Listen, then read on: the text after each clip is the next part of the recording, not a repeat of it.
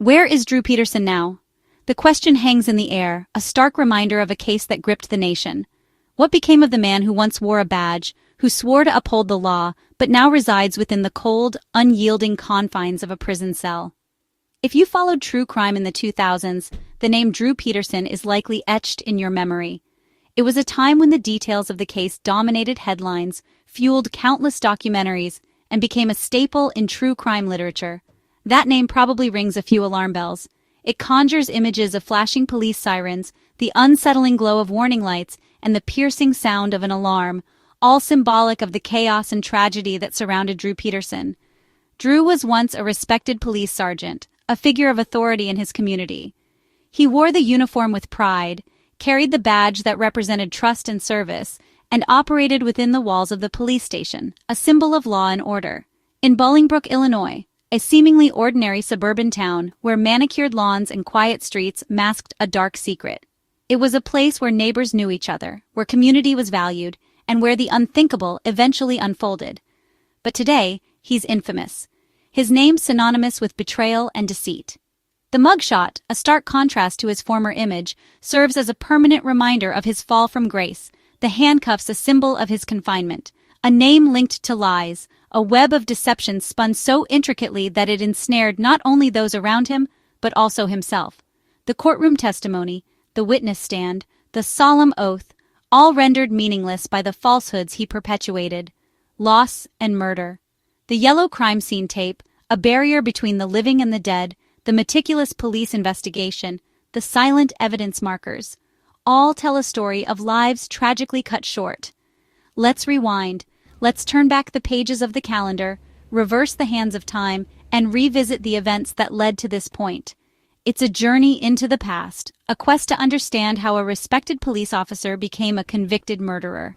In 2007, a year that began like any other, a year marked on calendars and recorded in newspapers, the lives of many were irrevocably altered. It was a year that would forever be associated with the name Drew Peterson. Drew's fourth wife, Stacy Peterson, vanished. She disappeared without a trace, leaving behind a void that could never be filled. The missing person posters plastered on every available surface served as a constant reminder of her absence. She was just 23, a young woman with her whole life ahead of her. Her portrait, a snapshot of her youth and vitality, stands in stark contrast to the tragic circumstances of her disappearance. A mom of two, a loving mother devoted to her children. The family photos, filled with laughter and joy, are now bittersweet reminders of what was lost. The playground, once a place of carefree fun, now echoes with her absence, and her sudden disappearance didn't make sense. It defied logic, leaving her family and friends bewildered and heartbroken. The frantic search parties, the desperate distribution of missing person flyers, all underscored the urgency and gravity of the situation. Drew claimed she left for another man. It was a convenient explanation, a way to deflect suspicion and avoid scrutiny. But his words rang hollow, failing to convince those who knew Stacy best. But family and friends knew better. They knew Stacy, her character, her unwavering commitment to her children. They saw through Drew's facade, recognizing the inconsistencies and the underlying darkness. Stacy would never just abandon her kids. The image of her children waiting, the empty car seat, the abandoned toys, these were the heartbreaking details that exposed the lie. As police dug deeper, peeling back the layers of deception, they began to uncover a disturbing pattern. The detectives, working tirelessly, pieced together the puzzle, meticulously examining every clue and inconsistency. Another disturbing story surfaced, a story that had been buried for years, a secret that threatened to unravel everything. The police files, the case documents, the investigation papers, all held clues to a past tragedy, the death of Drew's third wife, a tragedy that had initially been dismissed as an accident. The death certificate, the somber funeral, the simple grave marker, all masked a sinister truth. Kathleen Savio, a woman whose life had been tragically cut short. Her portrait, a reminder of her vibrant spirit, now serves as a memorial to the injustice she suffered. 3 years earlier, 3 years before Stacy's disappearance, Kathleen's death had been ruled an accident, a tragic but unremarkable event. But with Stacy's vanishing, the timeline shifted, and Kathleen's case was reopened. At first, it was ruled an accident. The accident report, the photos of the bathtub, the recreation of the bathroom scene, all pointed to a simple, albeit tragic, accident. But after Stacy went missing, the circumstances surrounding Kathleen's death were re-examined with a new lens. The missing person investigation, the renewed police search, the haunting image of the empty house all fueled the suspicion that something was amiss. Kathleen's body was exhumed. The cemetery, a place of rest and remembrance, became a crime scene. The grave digging, the solemn exhumation, the arrival of the forensic team, all signaled a renewed pursuit of justice. The new autopsy said what many feared: the truth that had been hidden for so long was finally coming to light. The autopsy report, the medical examiner's findings, the meticulous collection of forensic evidence, all revealed a disturbing reality: homicide. The word hung in the air, a chilling confirmation of the suspicions that had been growing for years. The crime scene, the murder investigation, the overwhelming weight of police evidence, all pointed to a deliberate act of violence. The evidence against Drew stacked up, a mountain of incriminating details that painted a damning picture.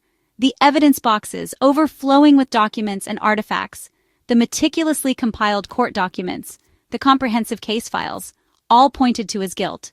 In 2012, the year of reckoning, the year when Drew Peterson would finally face justice for his crimes. The courtroom, a stage for truth and justice, became the battleground where his fate would be decided. He was convicted for Kathleen's murder. The guilty verdict, a resounding declaration of his culpability. The judge's gavel, a symbol of authority and justice, sealed his fate, sentenced to 38 years behind bars, a punishment befitting the severity of his crime. The prison sentence, a deprivation of freedom, served as a deterrent to others who might consider similar acts. No parole, a life sentence, a lifetime of confinement, a locked door separating him from the outside world. But that's not all. The story doesn't end there. The wheels of justice continued to turn, uncovering even more disturbing details about Drew Peterson's criminal behavior. In 2015, he faced yet another trial, this time for a crime committed from behind bars. The calendar marked another year of legal battles, another chapter in the Drew Peterson saga. Drew got an extra 40 years, adding decades to his already lengthy prison sentence. The judge's ruling, a firm condemnation of his actions, ensured that he would spend the rest of his life behind bars. After trying to hire a hitman, a desperate attempt to silence those who had brought him to justice.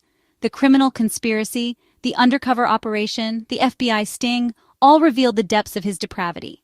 To kill the prosecutor who put him away. A chilling assassination plot, a testament to his vengeful nature and his willingness to resort to violence. So, where is Drew Peterson now? What is his life like within the confines of a maximum security prison? He's locked up in Indiana's, a state far from his former life in Illinois, a place where he is known only as an inmate number. Menard Correctional Center, a maximum security prison known for its strict rules and harsh conditions, serving his sentence. He spends his days within the confines of his cell, a stark contrast to the freedom he once enjoyed. He's tried countless appeals, clinging to the hope of overturning his conviction, but so far, all have been unsuccessful. And even given bizarre jailhouse interviews, attempting to control the narrative and maintain his innocence in the public eye. But so far, nothing has changed. The legal system has remained steadfast, upholding the conviction and ensuring that he remains behind bars. Stacy Peterson's body has never been found, a constant source of pain and frustration for her family and friends. And Drew remains the prime suspect, the person most likely responsible for her disappearance. In her disappearance. The case remains open, a haunting reminder of the unsolved mystery and the enduring pain of those left behind.